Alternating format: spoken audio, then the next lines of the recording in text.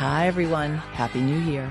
You're listening to Radio Cherry Bombe, and I'm your host, Kerry Diamond, coming to you from Newsstand Studios at Rockefeller Center in the heart of New York City. You might not know this about me, but I am very big on New Year's resolutions, reflecting, and resetting. So if you're anything like me, today's episode is for you. I'm sharing Jen Pelka's solo talk from Jubilee Wine Country. Some of you know Jen. She's the founder of Une Femme Wines and a good friend of Cherry Bombes. Jen's talk was all about setting goals and taking your dreams to the next level. In her case, she literally took them all the way to space, but I'll let her explain what that means. Jubilee Wine Country was held last October at the Solage Napa Valley Resort in Calistoga, California. It was an incredible weekend with so many wise women, great wine, food, music, and more. Thank you to the sponsors of Jubilee Wine Country, Kerrygold, San Pellegrino, California Grown, California Walnuts, and California Prunes, and to all the Wine Country winemakers who took part. If you'd like to join us for this year's Jubilee, it's taking place on Saturday, April 12th, at the Glass House in New York City. It's going to be our biggest and best Jubilee yet. Visit cherrybombe.com to get your ticket. After Jen speaks, I'm going to tell you about a little Jubilee giveaway just for Radio Cherry Bombe listeners. Let's hear from Jen Pelka.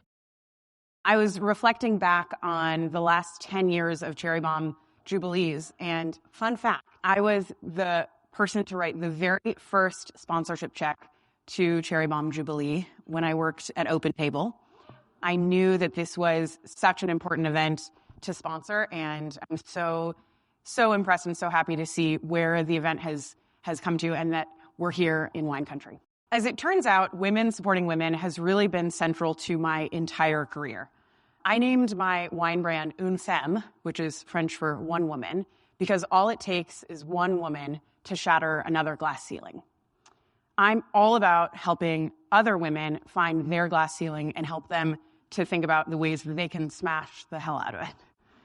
And we're here today to talk about reaching for the stars and shooting for the moon, literally. At Une Femme, we're always dreaming really, really big about the records that we want to smash, the firsts that we want to achieve, and the glass ceilings we want to shatter. You can too, in your business and in your life. So this year, I asked myself, what crazy goals do I want to go after? What concrete wins can I and the team shoot for? If I were to put together a vision board, where would I want to see Une Femme served? So I put together a list of 3 concrete goals, and I told those goals to the team. I told our investors, I told all of my friends, all of my family, and now I'm telling you. Just the act of putting together a list of goals and talking about it makes it more real and more achievable. And it's, of course, something you can do too. So, my 3 goals. I wanted our wines to be served in, number 1, the White House. We're not there yet. First, we've got to get the right person in the Oval Office. I'm sure you can guess who I'm voting for. And I can say we've spent quite a lot of time in the past few months donating wine to all kinds of election-related events. And I really hope in 2 weeks we've got someone in the White House who will be shattering the most famous glass ceiling that there is. Second place I wanted our wines to be served is Yankee Stadium. So I'm sure you can guess who I'm rooting for in the World Series. We're not yet there at Yankee Stadium, but we're working on it. And the third place was space. That's right, outer space. And it turns out we've actually landed space first. So that's right. Earlier this year, we became the official wine partner to Jeff Bezos' Blue Origin. Blue Origin is a space exploration and tourism company where somewhat regular people, just like you and me, suit up. It's wild. They suit up, they go up into space, they float around, then they land safely back on Earth. So get this, the flight takes just 11 minutes and it costs $5 million. Everyday people, just like you and me, Stevie. Yeah. And it's really incredible. When they land, they pop a bottle of our wine to celebrate.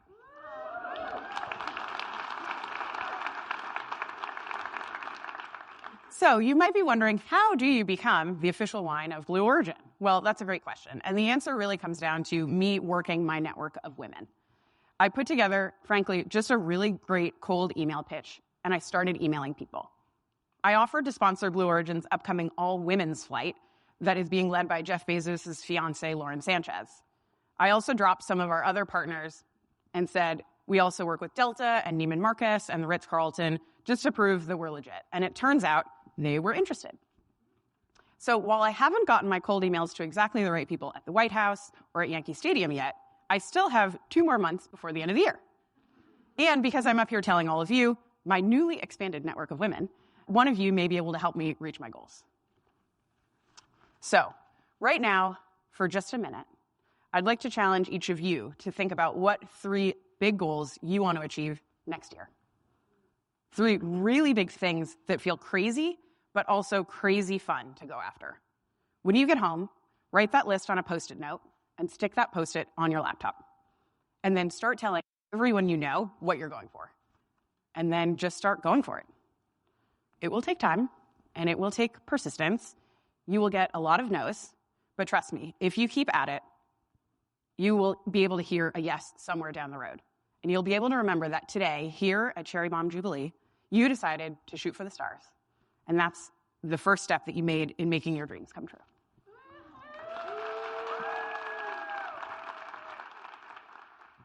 Thank you so much to Jen.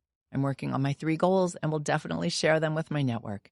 If you want to share your 3 goals with Cherry Bombe, write them down, share them on your Instagram feed or stories, and tag Cherry Bombe for a chance to win a ticket to this year's Jubilee New York.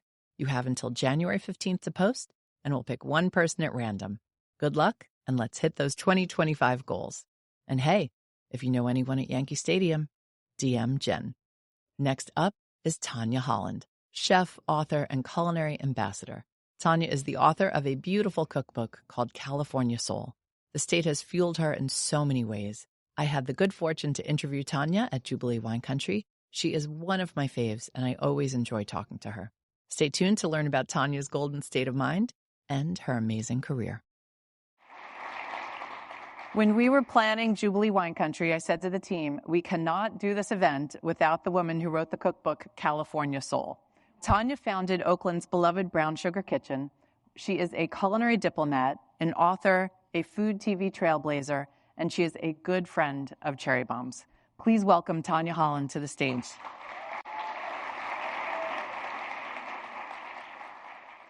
I'm so excited to talk to you. Me too. Thank you for agreeing to do this. This is my happy place, Napa. It really is. Yeah, I love it up here. It's becoming my happy place very rapidly.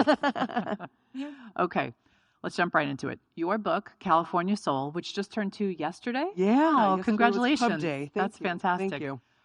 California Soul represented a kind of turning point in your life, a brand new chapter and a true embrace of yourself as a Californian. Tell us, what is California Soul? Well, I tell people California really influenced my cooking. I came out here in 2001 and just, being exposed to the sensibility of sustainability, local, organic, knowing your purveyors. I mean, it was just amazing to me. And then, my cuisine has been soul food that I've been focusing on. So just combining those two. But I'm also a California soul. My soul, when I came out here, I was like, this is where I belong. Because I had moved around the East Coast, New York, Boston, Martha's Vineyard, went to school in Virginia, trained in France. I've been a lot of places. And this is the longest I've lived anywhere outside of where I grew up in Rochester, New York. And yeah, still love it. As you've mentioned, you've really seen the world. You've lived in Boston, Brooklyn, Burgundy, France, all the B's, the Bay Area. Why did you fall in love with California enough to stay here? And when did you know you wanted to put down roots? Wow. It was kind of goes back to that. Also, it was a food capital I hadn't worked in. And then historically, I knew of like women in food and hospitality, not so much wine when I came out here, but now I do. Did better out here. On the East Coast, I wasn't finding those kind of opportunities. When I was coming up, as a line cook, even when I worked front of the house, it just was limited. And I just like the openness. There's something about, this is still like the final frontier, and there's an openness. I mean, it's not perfect, especially in the wine industry. There's a lot of, work to be done. But I felt like as an entrepreneur, which, and a restaurateur, people were open to my ideas. Whereas back east, at least when I was there, I think things have changed. It was like shut down immediately. You opened your first restaurant, Brown Sugar Kitchen, in Oakland in 2008. Why did you want to be a restaurant chef and owner? I really wanted to be a restaurateur. I went to cooking school. I had been in the front of the house for 7 years before I went to cooking school. And I wanted to know every aspect of the business. I didn't really go to become a chef, but I was a good cook. I learned to cook, from a young age too. My parents had this gourmet cooking club.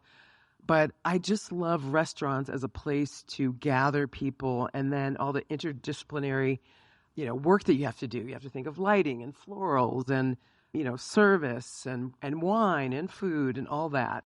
I just had this vision. I wanted to create a space where people could come in and they could see people who look like them working in the front, working in the back, and the guests, and have that diversity. I just hadn't found that, especially in my cuisine genre. And I just really wanted to create that space.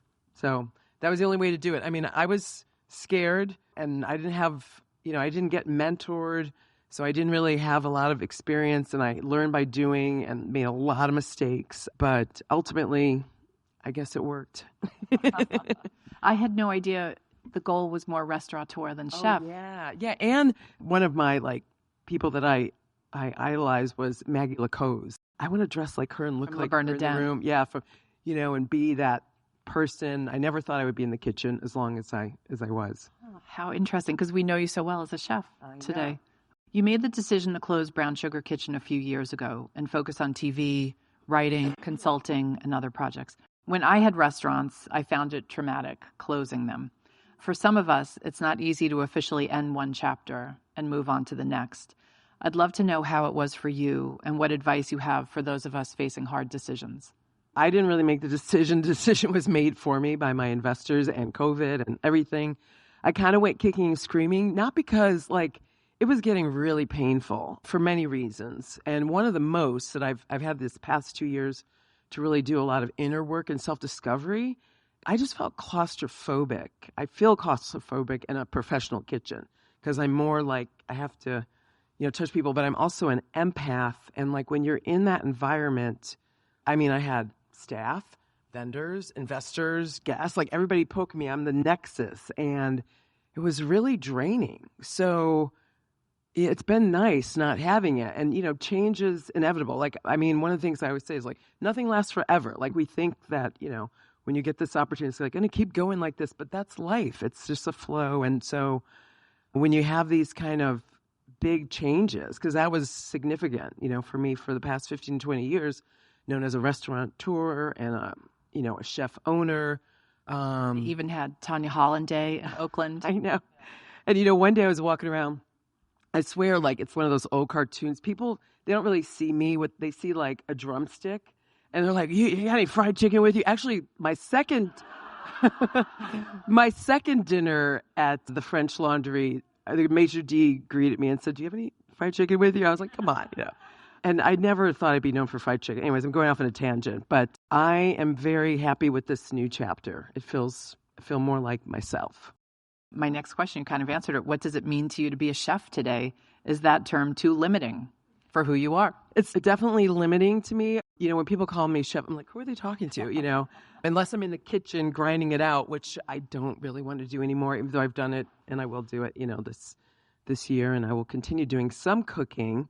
But yeah, I just always wanted to do more, and I am doing more. I've always done it along the way, but it hasn't been highlighted as much. And I just feel I just want to be expansive and make an impact. And, when you're in a restaurant, you get to impact maybe, depending on your number of employees, 15 to 40 people or whatever. But I've always wanted to make a world impact. I actually have a diary entry from I was probably 13 or something. I don't know what I want to be when I grow up, but whatever it is, I want to change the world or just be famous. I literally, I couldn't make it up if I tried. And then the end, it says, I really wish Billy D. Williams was younger. I was obsessed with Star Wars and mahogany and all that. Oh my gosh, that is so funny. It's funny. I'll show it to you later. I had a really good follow-up question that I just went out of my brain. I'm sorry. But no, that's okay. I want to go back, though. I want to slip this question in. You said you've spent the past 2 years doing the inner work. I think some of us would love to know what that means. Oh, sure. I love to share. I mean, that's another reason why I love California. I love all the woo-woo, all my practitioners, all my, my sisters. So yeah, a couple of years ago, a friend, she was my fashion stylist on my own show, Oprah Winfrey Network. And we became friends. She's like, oh, I'm doing this product of teas and chocolates that's psilocybin, get a microdose. I was like, oh, I'll try that. And then she started telling me about these journeys that she does. And it's like synthetic ayahuasca, DMT. And so she guides you. She's there. She's got sound bowls and tuning forks, and she's chanting. And it was game-changing. And she was like, I feel like you just did some generational healing. And I was like, yeah. And it just gave me so much clarity. Like, I had this interaction with this very misogynistic man, obviously. He was talking about a new business opportunity, and I just saw so clearly through him in this way, and I just stood my ground, and it just made me confident. And so then I wanted to revisit it again this year, and she's like, well, I want to add on, I've been doing this intuitive massage before that with MDMA. I've never done any kind of drugs like that. I was like, what? This is fun. And she's like, it's going to really open you up, and then we're going to go do the DMT afterwards. I'm like, drug day, okay. And it's just like, I finally feel like I'm seeing myself the way others have seen me. Wow. Like, I never have really acknowledged my own gifts. And I really want to, encourage, if anybody wants information, I will totally share it. It just has been really healing for me, especially working in those environments where, as a woman, as a Black woman, you get vilified, you get misunderstood.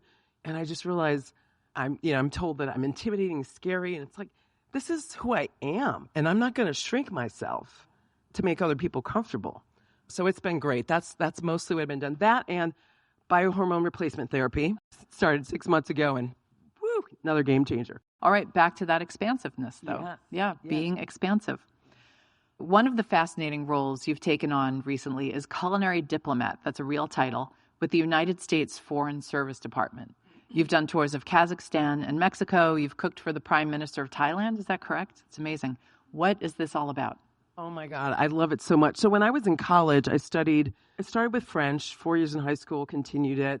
And after school one day in high school, teacher said, who wants to learn Russian? So I'm like, well, my name is based on a Russian name, so of course I do. And I ended up majoring in Russian language and literature. And I thought I wanted to be an ambassador because I heard, I learned about it. And then I learned you had to take this foreign service exam. It seemed very daunting. And they said, or, another way to become an ambassador if, a president and they appoint you. And I was like, I'll go that route. I'm sure one of my friends is going to be president one day. I'm pretty certain of it. So when I heard about this program, because they started when Hillary Clinton was Secretary of State, but it was funny, that group was very male dominant, and, I didn't know how they got selected. So in 2015, I got this random email letter from the State Department saying it's been requested that you come to Kazakhstan as a culinary diplomat. Did you think it was fake? Yeah, I shared it with one of my good friends. She's like, that's like send money to Nigeria. That's not real. And it turns out it was real because it was the 150th anniversary of the emancipation of slaves. The Foreign Service officer wanted to honor that and teach the Kazakhs about soul food. And he was from Kentucky, and he just, he was missing soul food. And then he wanted someone media trained, African-American chef media trained. And he scrolled down and saw that I studied Russian. He was like, what? So I was like, the degree is finally paying off. And it was just, it was phenomenal. Just going over there, teaching. But I also got to learn how to cook some dishes. Everybody's like, did you eat bish parmark? Did you eat bish parmark? And I'm like, yeah, I did. That's their horsefoot noodles. I had to try it, but I'm like, I'm good. And then they, for the media, I did this one television show, and the host had a translator in his ear, and then I had one, English he spoke Kazakh, but they're mostly trilingual over there, English, Kazakh, and Russian. I heard this da-da-da-da-da, and Oprah, and I'm like, and my contact's like, they just said you're best friends with Oprah. I'm like, in Kazakhstan I am, but I had been in the magazine, and so, yeah, it was incredible. And then Mary Sue Milliken couldn't do something in Mexico, and she recommended me for Mexico, and that was great. We went to schools, and I taught. And then I cook for the Prime Minister. And then 2 weeks ago, they reached out and they're sending me to Uganda in February. Wow. Yeah. I know. I'm very excited. Yes. I love it. Okay, and just so you know, я говорю по-русски, это был мой главный предмет в университете. So I do speak a little Russian. What did you just tell us? I just said I speak Russian. Oh. It was my major in college. Got it. Okay. Yeah. Would you be interested in being the White House chef? Well, funny that you should ask. No, because it's it's a very institutional job. And Chris just, she's retiring. And actually, Krista Comerford, right? Yeah, just like Jen, I have I want to, with the new administration, get in there and be impactful. There's a lot of work I want to do. So I've been putting that in my intentions. I also start working with a business coach this year. She has a psychology background, and the way she works is just brilliant, and that's helped me a lot too. I'm going to be senior advisor on food policy to the White House. So like a week ago, 10 days, I got an invitation to the White House, but it's Dr. Biden and Chris are hosting a culinary diplomacy event. So I'm getting in there. I'm going to find out who their buyer is. And, we're going to get in there. You got to slip some Seha wine into there, too. Absolutely. So, yes. Well, sparkling. Welcome you back. All right, let's talk about wine country. Yeah. You have a deep affinity for this part of the state. What was your introduction to this region, and why do you love it so much? I think the first time I came was teaching at Ramekins Cooking School off the square in Sonoma. Yeah, I was just like, oh, this place is great. I'm trying to think of the first visit that I had in Napa, but I just haven't stopped coming. I just love the nature, like seeing the vines. I love wine, obviously. The community is so passionate because it is their passion projects. Yeah. Just the open space, but also it's an international destination place. And so you never know who's going to be here. And I've met some really interesting people. And I just feel like I belong here. I've been actually talking to landlords and developers up here for about 10 years trying to open a place, and it hasn't happened because, well, we know it's a little bit of a boys' club up here, but I'm still working on it. Okay. Yeah, and some other things. Did you tell me that years ago you thought about moving here, but you were dissuaded from moving here? I did. I kind of wanted to move here in early 2000s, and Michael Bauer, the long-term restaurant critic, was like, you can't move to Napa, Tanya. And I remember him saying because there was no black people. He says it was because I was single. And I was like, well, probably both would have been bad. But anyways, I didn't move. Yeah, probably he was right. It was too early. Yeah. Do you think you'll ever do a wine project? I've been wanting to do a wine project forever, and now I am working on one. Ooh. So I will. I wasn't sure I was going to talk about it, but when you talk about what you're doing and what your dreams are and your goals, you never know who's going to come up and support you in that. So, I just happened to say it to Jen. She's like, oh, we have this consortium of canned wine producers. I'm doing a canned wine. I was like, see, that's why you got to share, don't hold it back. Yeah. So launch in the spring. Okay. Yeah. Fun. Thank you. I can't wait to share the brand with you. I'm so excited. The story is so cool. I just don't want to do that just yet, but it's going to be exciting. Keep it under wraps for the we'll come for the Cherry Bombe story. Yeah. Okay. You mentioned a lot of things that are coming up for you. Anything else that's next for you? Yeah, I just got a fellowship at an HBCU, Historical Black College and University in New Orleans called Dillard. My friend who went to Tulane Law introduced me to the chair of the Ray Charles Department of African American Materials and Culture. So he left a big endowment, and she just got a grant from the Mellon Foundation to bring fellows, and they have a minors in food studies, and I'm going to help them take it to a major. So just help develop the curriculum, but also I'm going to be doing a TikTok series, which I'm scared. Like I downloaded TikTok, but I've never used it or looked at it, but she wants me to do a TikTok series with the students around food insecurity on campus, which I'm excited to do because it needs to be talked about. And then also working with them on starting sustainability practices down there. Because, again, when we leave the Bay, we see a lot less sustainability practices, or New York, major metropolitan areas. So, yeah, I'm really excited for that. Gosh, Professor tremendous. Tanya, to you. Ooh, Professor Tanya. Okay. This is very exciting. You have a lot of very cool projects coming up, and I'm so happy for you. I'm a big fan of yours. Oh, you've been so generous to me over the years, and I just love how this brand has grown and how you bring people together. I wanted to come join Amelia and Miriam on stage. God, that's so awesome. And Ario, everybody, it's just it's invigorating. So thank you. I know it's so funny. You all would have made an amazing panel, but we'll save that for next time. I would love to know, what is a motto or mantra that gets you through the day? Several. Well, so I got in 2020 my first tattoos and my last ones because I did not like the process, but grace and ease on my forearms, just to remind myself, just to give myself grace. And, things have to be easy. Nothing has to be hard. Okay, Tanya, you have been such an inspiration. So thank you so much. That's it for today's show. I would love for you to subscribe to Radio Cherry Bombe on Apple Podcasts or Spotify and leave a rating and a review. Anyone you want to hear on an upcoming episode? Let me know. Our theme song is by the band Tra La La. Joseph Hazen is the studio engineer for Newsstand Studios. Our producers are Catherine Baker and Jenna Sadu, and our editorial coordinator is Sophie Kais. Thanks for listening, everybody. You're the bomb.